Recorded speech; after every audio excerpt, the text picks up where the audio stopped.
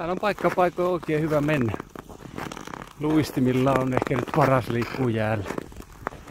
Liukasta on ja välillä vähän röpölöä, niin kuin tossakin nyt näkyy.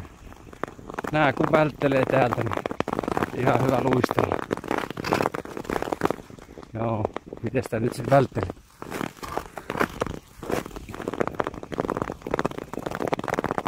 Kuten sanottu, paikoin ihan hyvä mennä. Noin, taas alkoi ihan hyvä pätkä.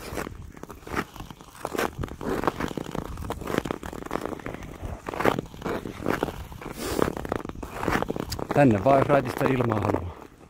Jää kestää kyllä ainakin tän 80 kiloa kestää. Tällaista täällä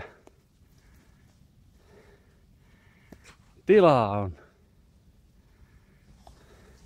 Ei kun kotirantaa kohti.